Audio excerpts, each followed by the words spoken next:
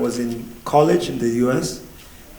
It was a very rough time for me. My grades weren't very good, and I came back to Nigeria. I started working in a studio in Jos. And the winner of I think it was the first Big Brother Nigeria cartoon, some way had gotten connected with the British Council and invited me to come to Abuja to do a performance.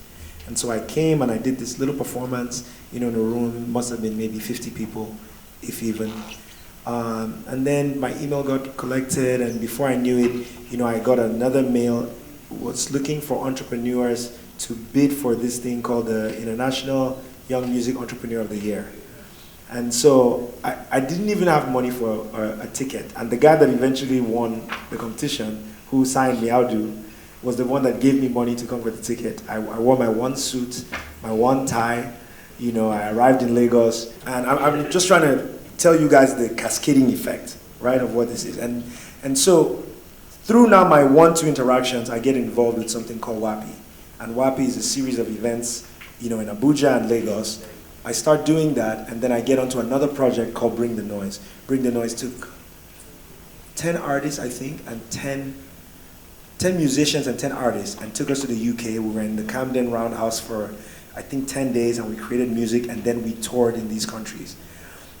Now you take it 12 years from then till now. Chocolate City, last year we did a deal with Warner Music. We're a company that employs about 50 people directly. I started an agency this year. I have my own offshoot of a record label.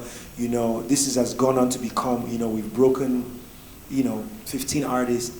And honestly, I trace it back to these little opportunities for Audu, who was the CEO of Chocolate City at the time, to go get this grant and to see some viability, in what he's doing. And for me, just a young artist, having an audience of young rappers that were, connecting, a place to perform, a place to meet other people and just collaborate. So, and I'm gushing, but the point of all this is to say that these little projects, the funding that comes down, everybody that's working on the team, at the end of the day, whether it's in education, it's a student's life that you may not even remember, right? That will go on to invent something that solves a crisis for us.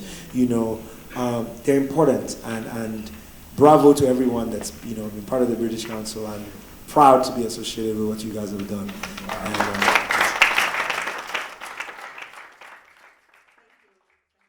for every young person in the entertainment industry that's out there, I will say that maybe it was the need at the time or the lack of opportunities that made us just take WAPI so seriously and so committed to it, where everyone was there on time. Someone came up to me today and said, "I remember you from WAPI," and that happens to me all the time. And I think that it's something that Nigerians innately have, that is nurtured into us. Whether it was the networking, the income that I earned, it was just about me being committed to making the most of the opportunity that I had. Commitment.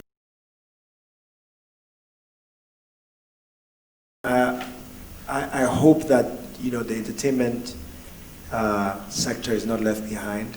I know that the British Council especially is very strong in education, and what on the streets we call the serious things. But when I look at the impact of what WAPI did for the creative industry, whether it's Audu Mekori, Fusi, who's now with you guys, myself, Vector the Viper, who I was involved in